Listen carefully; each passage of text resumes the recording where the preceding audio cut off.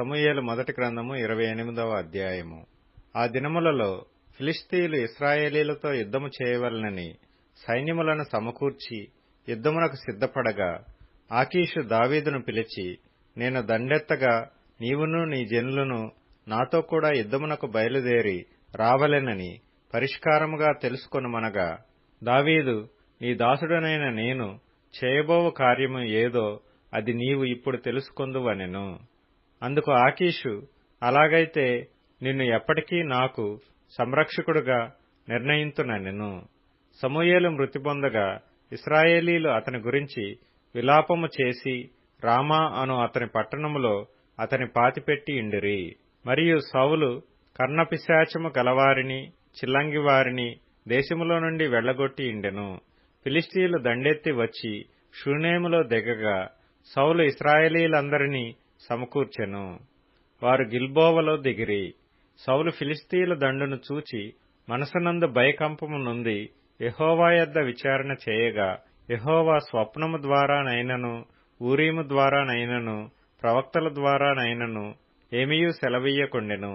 అప్పుడు సౌలు, నా కొరకు మీరు కర్ణపిశాచము గల ఒక స్త్రీని కనుగొనుడి, నేను పోయి దాని చేత విచారణ చేతునని తన సేవకులకు ఆజ్ఞ ఇయ్యగా, వారు చిత్తము ఏందోరులో కర్ణపిశాచము గల ఒకతి ఉన్నదని అతనితో చెప్పిరి. కాబట్టి సౌలు మారువేషము ధరించి వేరు బట్టలు తొడుగుకొని 2 మనుషులను వెంటబెట్టుకుని పోయి రాత్రివేళ ఆ స్త్రీ యొద్దకు వచ్చి, కర్ణపిశాచము ద్వారా నాకు శకునము చెప్పి నాతో మాటలాడుటకై నేను నీతో చెప్పువాని రప్పించుమని కోరగా, ఆ స్త్రీ, ఇదిగో సౌలు చేయించినది నీకు తెలిసినది కాదా? కర్ణపిశాచము గలవారిని చిల్లంగివారిని అతడు దేశములో ఉండకుండా నిర్మూలము చేసెను గదా. నీవు నా ప్రాణము కొరకు ఉరియొగ్గి నాకు మరణమేల రప్పింతువు అని అతనితో అనెను. అందుకు సౌలు, యెహోవా జీవము తోడు, దీనిని బట్టి నీకు శిక్ష ఎంతమాత్రమును రాదని యెహోవా నామమున ప్రమాణము చేయగా, ఆ స్త్రీ, నీతో మాటలాడుటకై నేనెవని రప్పింపవలెనని అడుగగా, అతడు సమూయేలును రప్పింపవలెననెను.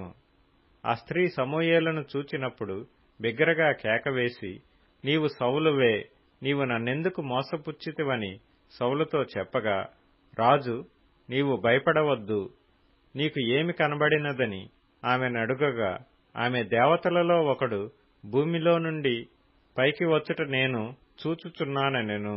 అందుకతడు ఏ రూపముగా ఉన్నాడని దానినడిగినందుకు అది, దుప్పటి కప్పుకొనిన ముసలివాడొకడు పైకి వచ్చుచున్నాడనగా, సౌలు అతడు సమూయేలు అని తెలుసుకొని సాగిలపడి నమస్కారము చేసెను. సమూయేలు, నన్ను పైకి రమ్మని నీవెందుకు తొందర పెట్టితివని సౌలునడగగా, సౌలు, నేను బహుశ్రమలోనున్నాను. ఫిలిష్తీయులు నా మీదికి యుద్ధమునకు రాగా దేవుడు నన్ను ఎడబాసి ప్రవక్తల ద్వారానైనను స్వప్నముల ద్వారానైనను నాకేమీయూ సెలవీయకయున్నాడు. కాబట్టి నేను చేయవలసిన దానిని నాతో తెలియజెప్పుటకై నిన్ను పిలిపించితినెను. అందుకు సమూయేలు, యెహోవా నిన్ను ఎడబాసి నీకు పగవాడు కాగా నన్ను అడుగుట వలన ప్రయోజనమేమి? యెహోవా తన మాట తన పక్షముగానే నెరవేర్చుచున్నాడు.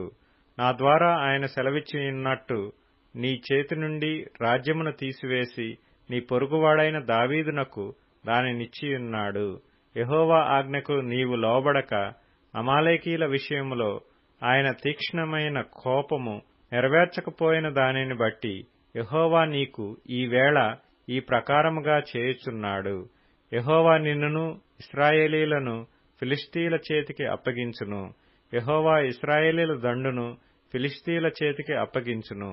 రేపు నీవును నీ కుమారులను నాతో కూడా ఉందురు అని సౌలుతో చెప్పగా, సమూయేలు మాటలకు సౌలు బహు భయముంది వెంటనే నేలను సాష్టాంగపడి దివారాత్రము భోజనమేమియూ చేయకయుండినందున బలహీనుడాయెను. అప్పుడు ఆ స్త్రీ సౌలు దగ్గరకు వచ్చి అతడు బహుగా కలవరపడుట చూచి, నా ఏలినవాడా, నీ దాసినైన నేను నీ ఆజ్ఞకు లోబడి నా ప్రాణము నా చేతిలో పెట్టుకొని నీవు నాతో సెలవిచ్చిన మాటలను విని అట్లు చేసితిని. ఇప్పుడు నీ దాసినైన నేను చెప్పు మాటలను ఆలకించుము. నేను నీకు ఇంత ఆహారము వడ్డించుదును. నీవు భోజనము చేసి ప్రయాణమై పోవుటకు బలము తెచ్చుకొనుమని అతనితో చెప్పగా అతడు ఒప్పక భోజనము చేయననెను. అయితే అతని సేవకులు ఆ స్త్రీతో ఏకమై అతని బలవంతము చేయగా అతడు వారు చెప్పిన మాట ఆలకించి నేల నుండి లేచి మంచము మీద కూర్చుండెను. తన ఇంటిలో క్రొవ్వెన పెయ్య ఒకటి ఉండగా ఆ స్త్రీ దాని తీసుకొని త్వరగా వధించి పిండి తెచ్చి పిసికి పులుసులేని రొట్టెలు కాల్చి తీసుకొని వచ్చి సౌలునకును అతని సేవకులకును వడ్డించగా వారు భోజనము చేసి లేచి ఆ రాత్రి వెళ్లిపోయిరి.